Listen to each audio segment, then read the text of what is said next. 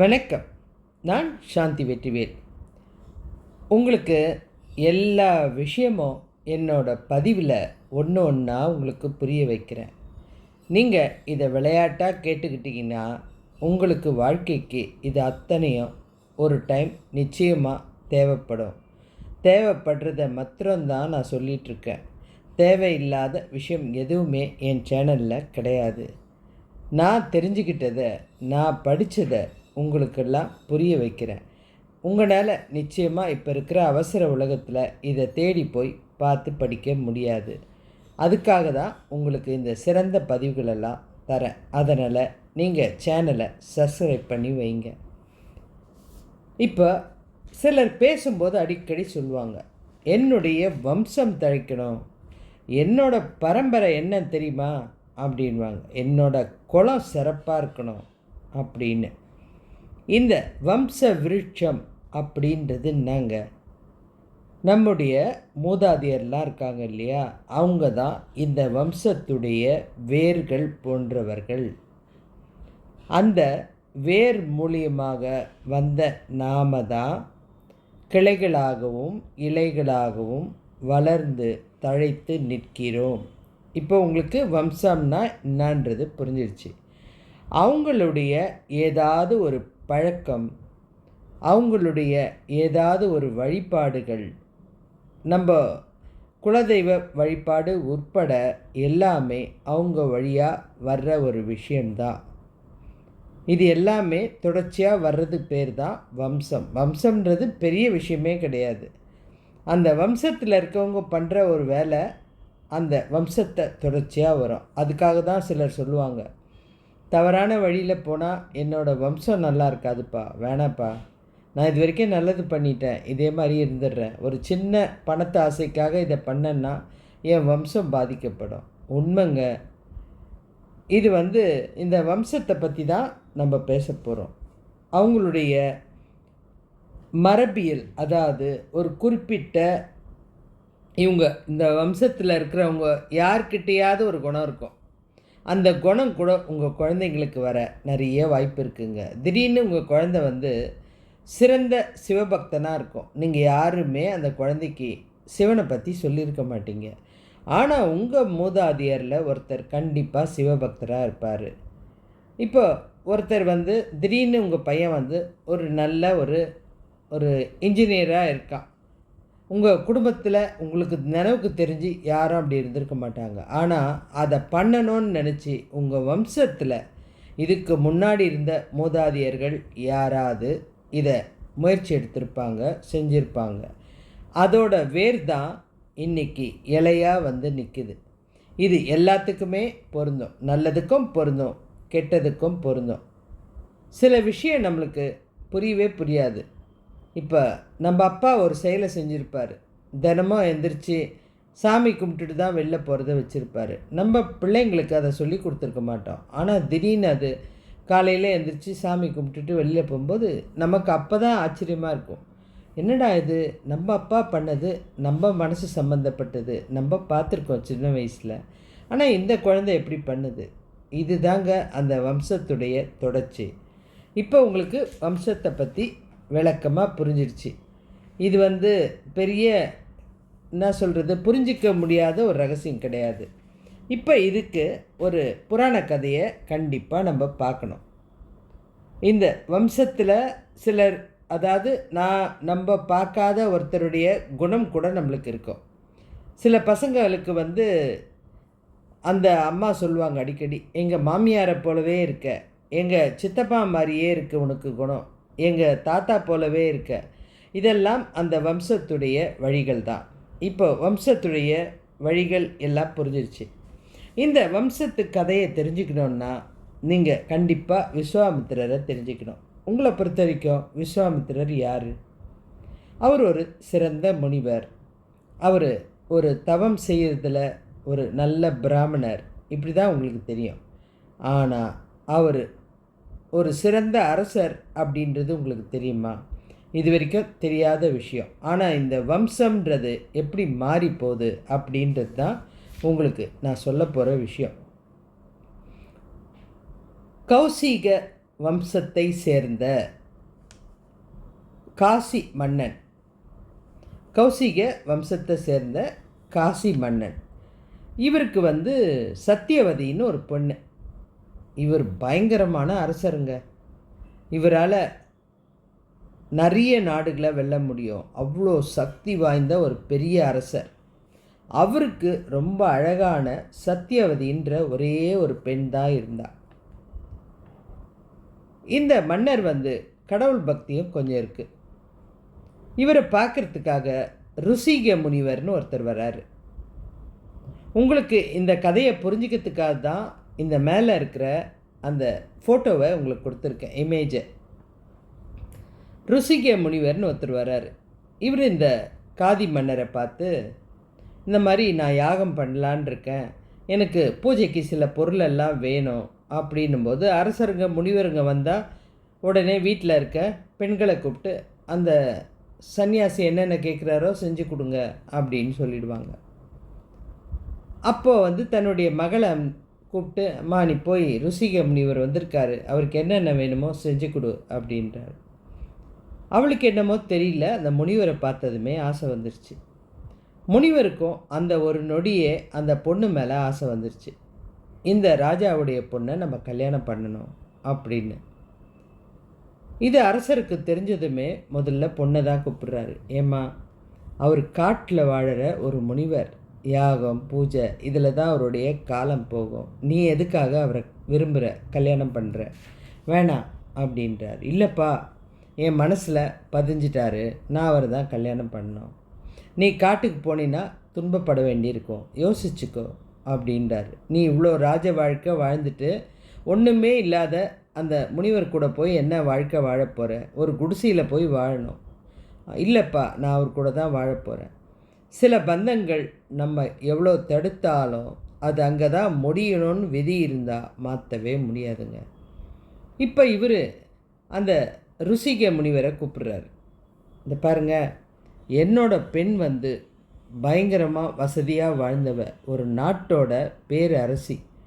அவளை வந்து நீங்கள் விரும்புகிறீங்கன்னு சொல்கிறீங்க, அவளுக்கும் உங்கள் மேலே ஆசை இருக்குது. ஆனால் உங்களுக்கு அவளை கட்டிக்கக்கூடிய சக்தி இருக்கான்றதை நான் பார்க்கணும். எனக்கு உடனே 1000 வெள்ளை குதிரை வேணும். அந்த வெள்ளை குதிரைக்கு காது ஒரு பக்கம் கருப்பாக இருக்கணும். உங்களால் கொடுக்க முடிஞ்சால் தாராளமாக என் பெண்ணை கட்டி கொடுக்குறேன். யோசிச்சு பாருங்கள், இந்த அரசருடைய திறமை என்னன்னா, ஒரு முனிவர் மிஞ்சி போனால் ஒரு 100 குதிரையை கூட கொடுக்க முடியும். ஆனால் அந்த காது ஒரு பக்கம் கருப்பாக இருக்கிறது சில குதிரைக்கு தான் இருக்கும். அப்போது இவரால் எப்படி கொடுக்க முடியும்? ரொம்ப பிரம்மாண்டமான சக்தி இருக்கிற ஒரு முனிவராக இருந்தால் தான் இதை செய்ய முடியும் அப்படின்னு யோசித்து அவர் வந்து அவர்கிட்ட சொல்லிட்டார். அவருடைய ஆற்றல் பயங்கரமானது. அவர் உடனே, சூரிய பகவானை, எனக்கு உடனே ஒரு 1000 குதிரையை அனுப்பி வை அப்படின்ட்டார். ஒரு பக்கம் காது கருப்பாக இருக்கா மாதிரி எனக்கு வேணும். அடுத்த நிமிஷம் அந்த அரண்மனை வாசலில் 1000 குதிரை ஒரு பக்கம் காது கருப்பாக வந்து நின்றுடுச்சு. அரசருக்கு இவருடைய ஆற்றல் புரிஞ்சிருச்சு. இவ்வளோ பெரிய ஒரு முனிவர் நம்முடைய பொண்ணை கல்யாணம் பண்ணுறது எவ்வளோ பெரிய சிறப்பான விஷயம் அப்படின்னு அந்த முனிவருக்கு கட்டி கொடுத்துட்டாரு பொண்ணை, சத்தியவதியை. இவர் கல்யாணம் பண்ணிட்டு காட்டுக்கு போயிட்டார். இப்போ எப்போ பாரு அவர் தவத்தில் உட்காந்துட்ருக்காரு. இந்த பெண்ணுக்கு வந்து தனக்கு ஒரு நல்ல அழகான குழந்தை வேணும், இதே மாதிரி நம்ம கணவர் மாதிரியே பக்தியில் அதிகமாக இருக்கணும் அப்படின்னு சொல்லிட்டு அவள் விருப்பப்பட்டு தன்னுடைய கணவர்கிட்ட வந்து கேட்குறான். இந்த மாதிரி எனக்கு வந்து ஒரு குழந்தை வேணும், அதே மாதிரி அந்த குழந்தை உங்களை மாதிரியே பயபக்தியாக கடவுளை கும்பிடுற அளவுக்கு ஒரு தவத்தில் சிறந்த குழந்தையாக இருக்கணும், எனக்கு நீங்கள் வரம் கொடுக்கணும் அப்படின்னவனே அவர் சொல்கிறாரு. நான் வந்து அதுக்காக ஒரு மந்திர பாயாசத்தை ரெடி பண்ணுறேன். ஏன்னா அது சக்தியில் இவங்கெல்லாம் வந்து வாழ முடியாது, ஆனால் சக்தியால் எந்த விஷயத்தையும் உருவாக்க முடியும். நான் ஒரு மந்திர பாயாசம் ரெடி பண்ணி தரேன், நீ சாப்பிடு, நீ நினைக்கிற குழந்தை உனக்கு கண்டிப்பாக பிறக்கும் அப்படின்னு சொல்கிறாரு. இந்த பொண்ணு சும்மா இருந்திருக்கலாம். உடனே என்ன பண்ணிட்டா, அரண்மனைக்கு போயிட்டா அவங்க அம்மாவை பார்க்கறதுக்கு. அதாவது இந்த காதி ராஜாவுடைய மனைவியை பார்க்கறதுக்கு. அம்மா, எனக்கு கூடிய சீக்கிரம் குழந்தை பிறக்க போகுது, எப்படிடி அப்படின்னு அவங்க கேட்குறாங்க.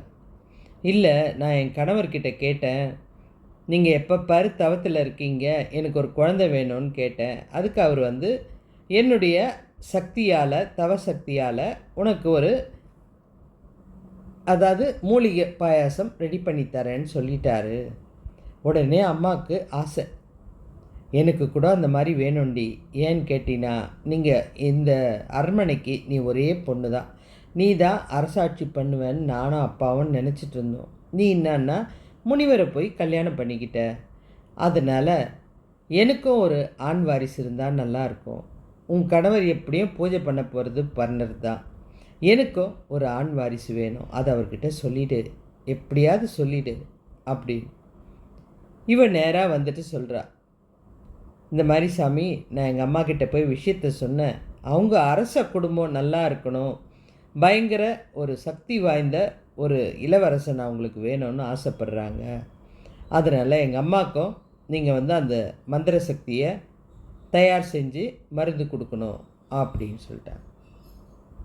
சரி, எனக்கு என்ன இருக்குது அப்படின்ட்டு இவர் தன்னுடைய மனைவிக்கு ஆன்மீகமாக, அதாவது பக்தியோடு இருக்கா மாதிரி, எந்தவித தீய குணமும் இல்லாத ஒரு நல்ல குழந்தை ஆன்மீக சக்தியை வளர்க்குறதுக்கு, நிறைய பூஜை எல்லாம் செய்கிறதுக்கு, ஒரு சிறந்த முனிவராக எல்லா வேதத்தையும் தெரிஞ்சிக்கக்கூடிய அறிவோடு எனக்கு ஒரு குழந்தை வேணும் அப்படின்னு சொல்லி ஒரு வெள்ளை கலர் பாயாசத்தை ரெடி பண்ணி வச்சிட்டாரு. அடுத்து அந்த அரசி கேட்ட மாதிரி ஒரு வலுவான வீரன், அவன்கிட்ட ஆற்றல் இருக்கணும், பார்க்குறவங்களெல்லாம் வெற்றி பெற்று இந்த நாட்டையே ஆளக்கூடிய ஒரு சக்தி வாய்ந்த சக்கரவர்த்தியாக இருக்கணும், அவனை பார்த்தாலே நாடே அலறணும், அப்படி ஒரு வீரன் பிறக்கணும். ஏன்னா அவங்க அரசர் இல்லையா, அரச குடும்பம் இல்லையா அப்படின்னு சொல்லிட்டு அதுக்கு ஒரு சிகப்பு கலர் மருந்தை ரெடி பண்ணிவிட்டு தன்னுடைய மனைவியை கூப்பிட்டாரு. சத்தியவதி, உனக்கும் உங்கள் அம்மாவுக்கும் 2 பேருக்குமே இந்த மருந்து ரெடி பண்ணிட்டேன். இந்த வெள்ளையாக இருக்கிறது நீ சாப்பிடணும், இந்த சிகப்பாக இருக்கிறது ஆக்ரோஷம், அந்த சக்தி வாய்ந்த ஒரு விஷயம், இது உங்கள் அம்மா கிட்டே கொடுக்கணும். அந்த விஷயத்தை சொல்லலை, இந்த சிகப்பாக இருக்கிறத உங்கள் அம்மா கிட்டே கொடுத்துரு, இந்த வெள்ளையாக இருக்கிறத நீ சாப்பிட்ரு. இதனுடைய சக்தியை பற்றி அவர் அந்த இடத்துல சொல்லவே இல்லை. அவங்க அம்மா கிட்டே போய் சொல்லிட்டா திருப்பியும், அம்மா, நமக்கு வந்து அந்த மருந்து ரெடி ஆகிடுச்சு, அந்த சக்தி வாய்ந்த அமிர்தம் கிடச்சிருச்சு அப்படின்னோடனே அவங்க அம்மா வரா. அவளுக்கு வந்து சந்தேகம், பெண்கள்னாலே கண்டிப்பாக ஏதாவது ஒரு சந்தேகம் இருக்கும். அதே சந்தேகத்தோடு வந்து, நான் வெள்ளையே எடுத்துக்கிறேன்டி அப்படின்னு. அம்மா, 2மே ஒரே ஆற்றலோடு தாம்மா தயார் பண்ணியிருப்பார், நம்ம 2 பேருமே கேட்டதுன்னா குழந்தை வேணும் தானே, அதனால் 2மே ஒரே ஆற்றலோடு தான் தயார் பண்ணியிருப்பார். இல்லை இல்லை, உன் புருஷன்றதுனால உன் குழந்தை ரொம்ப நல்லா இருக்கணும், சக்தி வாய்ந்தவனாக இருக்கணும் அப்படின்னு தான் பண்ணியிருப்பார். எங்கள் அரச வாழ்க்கைக்கு ஏதோ சாதாரணமாக ஏனாதோன்னு ஏதோ ஒரு மந்திரத்தை சொல்லி தயார் பண்ணியிருப்பார், எனக்கு தெரியாதா, அதனால் உன்னோட பாயாசத்தை என்கிட்ட கொடுத்துரு, என்னோட இந்த சிகப்பு கலர் பாயாசத்தை நீ சாப்பிட்ரு அப்படின்னு மாற்றி சாப்பிட்டுட்டாங்க. இப்போ உங்களுக்கு புரிஞ்சுதா? இவங்களுக்கு தயார் பண்ணதை தன்னுடைய மகளுக்கு கொடுத்துட்டாங்க, மகள் சாப்பிட வேண்டியதை இவங்க சாப்பிட்டுட்டாங்க. இந்த முனிவர் இருக்கார் இல்லையா, ருசிக முனிவர், இவர் சத்தியவதி முகத்தை பார்த்துக்கிட்டே இருக்கார்.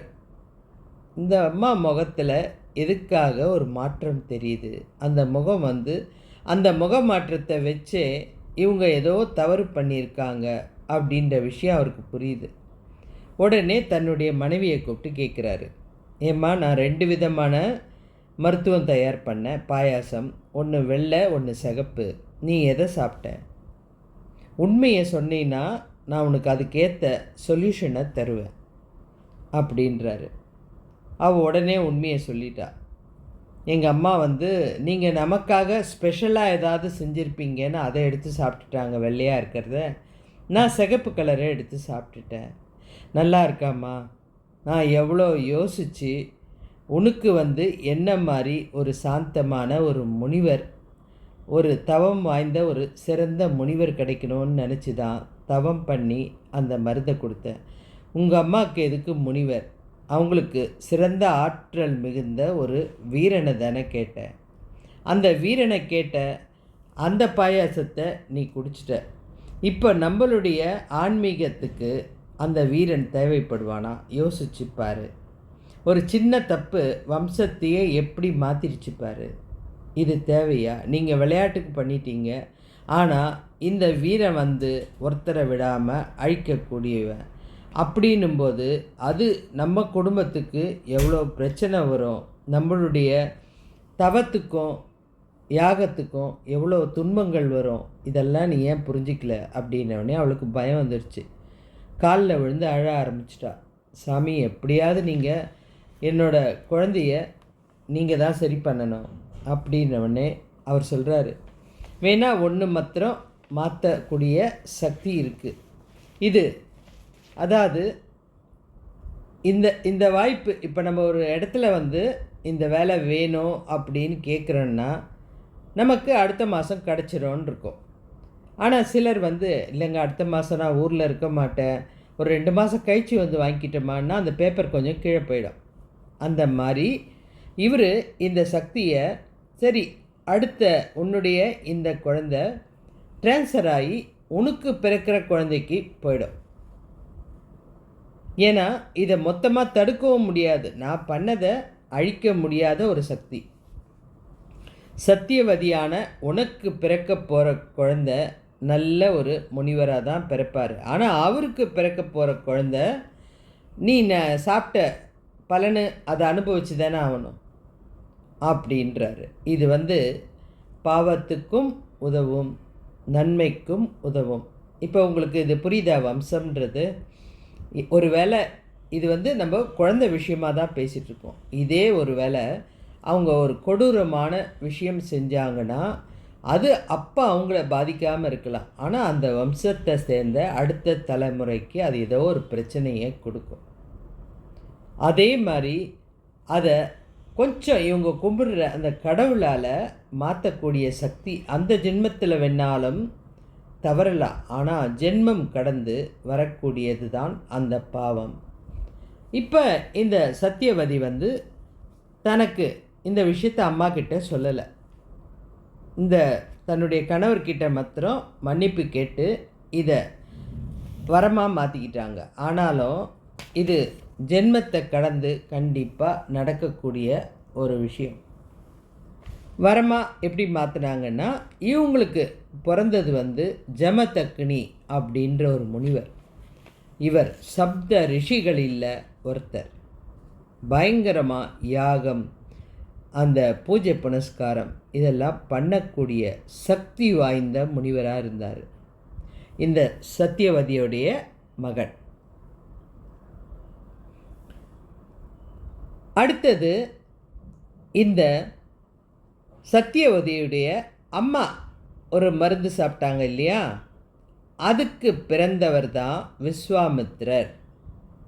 விஸ்வாமித்திரர் யார்? இப்போது அந்த காதி ராஜா வம்சத்துடைய சக்கரவர்த்தி.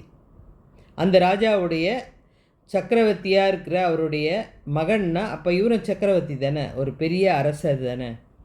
ஆனால் அவருக்கு நாட்டை ஆட்சி செய்ய விருப்பமே கிடையாது. எனக்கு இந்த நாடு நகரமெல்லாம் வேணாம், எப்போ பாரு பூஜை தவம் எப்படி மாறிடுச்சு பாருங்க. தவம் இப்படியெல்லாம் இருந்து அந்த தவத்தோட சக்தியால் இவர் மிகப்பெரிய சக்தி வாய்ந்த ஒரு மகரிஷியாக ஆயிட்டார். விஸ்வாமித்திரர்ன்றவர் அவர் ரொம்ப சாந்தமாக ஒரு நல்ல குணத்தோட பூஜையெல்லாம் செய்யக்கூடிய ஒரு மகரிஷியாக ஆயிட்டார். அதுவும் இல்லாமல் ராஜ ரிஷியாகவே மாறிட்டார். வசிஷ்டர் அவர் வாயாலேயே இவரை சொல்லிட்டார் ராஜரிஷி அப்படின்ட்டு. அந்த அளவுக்கு சக்தி வாய்ந்த ஒரு முனிவர். ஆனால் அதோட பாதிப்பு கொஞ்சம் கொஞ்சம் இந்த விஸ்வாமித்திரருக்கு கோபமும் வரும். ஆனால் இவர் தன்னை அந்த முழுக்க அந்த பூஜை தவத்தினால தன்னுடைய ஆற்றலை பெருக்கிட்டு ராஜ ரிஷியாக மாறிட்டார். கையில் அரசாட்சி இருக்குது, ஆனால் ஆட்சி செய்ய விருப்பம் இல்லை. அந்த நாட்டே அவர் சொன்ன பேச்சை கேட்கும், ஆனால் அவர் காட்டுக்கு போய் வாழ நினச்சார். இதெல்லாம் இந்த சத்தியவதியுடைய அம்மாவுக்கு நடந்த விஷயம். இப்போ சத்தியவதி தான் வரத்தை மாற்றி வாங்கிட்டால, நான் தெரியாமல் பண்ணிட்டேன், இதை கொஞ்சம் தள்ளி வைங்க அப்படின்னு. இந்த ஜமதக்னி முனிவர் இருக்கார் இல்லையா, இவர் சப்த ரிஷிகளில் ஒருத்தர். இவர் திருமணம் பண்ணது தான் ரேணுகா தேவி. இவங்களுக்கு பிறந்த குழந்தை யார்? ஏன்னா இவங்க மாற்றி வாங்கின சக்தி எங்கே வருது? அவர் தான் பரசுராமர். கையில் ஆயுதத்தோட 21 சக்கரவர்த்திகளை சத்திரிய வம்சத்தை அழித்த ஒரு பிராமணர். இவங்க இந்த சக்தி எப்படி மாறிடுச்சு பாருங்க. இந்த பரசுராமரை பார்த்தா உலகமே நடுங்கும். சக்கரவர்த்திகளெல்லாம் அழிக்கக்கூடிய ஆற்றல். யாரையும் பார்க்க மாட்டார். எதிர்க்க அம்மாவை அப்பா வெட்டுன்னா கூட வெட்டிட்டு போயிட்டே இருப்பார். அதையும் செஞ்சார்ல அவர். ஜமதக்ன முனிவர் ரேணுகா தேவி மேலே சந்தேகப்பட்டு, அம்மா எனக்கு பிடிக்கல, ஏதோ தவறுக்குது, அவளை வெட்டு அப்படின்னு ஏன் எதுக்குன்னு கேட்காம ஒரே வெட்டாக வெட்டிட்டு போயிட்டார். அப்பாவுடைய அந்த வார்த்தையை மீறாமல் நடக்கக்கூடிய ஆற்றல் அந்த பரசுராமருக்கு இருந்தது. பரசுராமரை மாதிரி ஒரு கோவக்கார அந்தனரை முனிவரை பார்க்கவே முடியாது. அதனால தான் பரசுராமர் 21 சத்திரிய வம்சத்தை அழித்த ஒரு பெரிய ஒரு சக்தி வாய்ந்த முனிவர். அரசராக இருக்க வேணும் அப்படின்னு நினச்ச இவர் சாமியாராக ஆயிட்டார். விஸ்வாமித்திரர் ராஜரிஷியாக ஆயிட்டார். இவர் சன்னியாசியாக இருக்கணும்னு நினச்ச இவர் பிறந்த குழந்தை பரசுராமர் அப்படின்ற சக்தி வாய்ந்த சத்திரியனை அழிக்கக்கூடிய ஒரு பிரம்மாண்ட ஆற்றலோட பிறந்துட்டார். ஆனால் ஜமதக்னி முனிவர் எப்போ கேட்பார், ஏண்டா நான்லாம் பூஜை பண்ணுறேன், கடவுளையே நினைக்கிறேன், நீ ஏன் ஆக்ரோஷமாகவே சுற்றிட்டுருக்க? நீ எதுக்காக சத்திரியங்கிட்ட சண்டைக்கு போகிற? ஒரு நாளைக்கு ஒருத்தனையாவது வெட்டாமல் வரமாட்டேன்ற. அவர் கையில் எப்படியும் கோடாரி இருக்கும். யாரையாவது ஒரு மனுஷனை வெட்டிட்டு வரிய யோசிச்சு பாருங்க. இவர் பண்ண தப்பா? கிடையாது. இவருடைய மூதாதையர்கள் பண்ண ஏதோ ஒரு வேலை தான் இவரை பாதிச்சிருக்கு. இது தாங்க வம்சன்றது சாதாரண விஷயம் இல்லைங்க, மிக பிரம்மாண்டமானது. அந்த வம்ச விருட்சம்ன்றது ஆற்றல் மிகுந்தது. இப்போ இந்த இடத்துல உங்களுக்கு ஒரு விஷயத்தை நான் கண்டிப்பாக சொல்லணும். உங்கள் குடும்பத்தில் உங்கள் ரத்தத்தில் பிறந்த குழந்தைங்க எப்படி வேணாலும் பிறக்கட்டுங்க, எப்படி வேணுமானாலும் பிறக்கட்டும். ஆனால் அந்த குழந்தை எப்படி ஆகணுன்றத தீர்மானிக்குதோ இல்லை நீங்கள் தீர்மானிக்கிறீங்களோ அதுதாங்க அந்த குழந்தை உருவாகிற ஒரு விஷயமே. அதாவது விதியை நீங்கள் யோசனை செஞ்சு செதுக்குனீங்கன்னா மதியால் வென்றிடலாம். இப்போ உங்களுக்கு புரிஞ்சிருக்கும். ஒரு குழந்தை எப்படி இருந்தாலும் அது பிறக்கும்போது யார் ஏதுன்னு கிடையாது, எந்த இடத்துல இருந்து வந்ததுன்னு கிடையாது, எந்த குலத்தில் பிறந்ததுன்னு கிடையாது. ஆனால் அதை நம்ம மதியால் எப்படி வேணாலும் மாற்றக்கூடிய ஆற்றலும் சக்தியும் நம்மக்கிட்ட இருக்குது. அதனால் நம்ம சின்னதுலேருந்தே அந்த குழந்தைங்க எப்படி வளரணுன்றதை டிசைட் பண்ணிவிட்டு அதுக்கேற்ற மாதிரி நம்ம மாற்றணும். ஏன்னா முன்னோர்கள் என்ன பண்ணி வச்சுருக்காங்கன்றது நமக்கு தெரியாது. அதனால் நம்ம உஷாராக பிறந்ததுலேருந்து இந்த குழந்தை இப்படி தான் வளரணும், இப்படி தான். நீங்கள் இந்த ஃபாரின்லலாம் பார்த்துருப்பீங்க, சில பழங்களை இந்த வடிவத்தில் வரணுன்னா அதுக்கேற்ற கவர்லாம் ரெடியாக பண்ணி வச்சுருப்பாங்க. அந்த முறை தாங்க நீங்கள் உங்கள் குழந்தை எப்படி வளரணுன்றதை நீங்கள் முடிவெடுத்து அதை உங்கள் மதியால் விதியை வென்றிடலாம். இப்போ உங்களுக்கு இந்த வம்சத்தை பற்றி கவலையே போயிடுச்சா? ஏன்னா முன்னோர்கள் என்ன செஞ்சாங்கன்றது வேணாம், ஆனால் நீங்கள் என்ன செய்யணுன்றதை நான் அழகாக சொல்லிட்டேன். புரிஞ்சுக்கிட்டு அதை பயன்படுத்திக்கங்க. சேனலை சப்ஸ்கிரைப் பண்ணுங்கள். இன்னும் நிறைய அதிசய தகவல் உங்களுக்கு காத்துட்ருக்கு. வேறொரு தலைப்பில் சந்திப்போம்.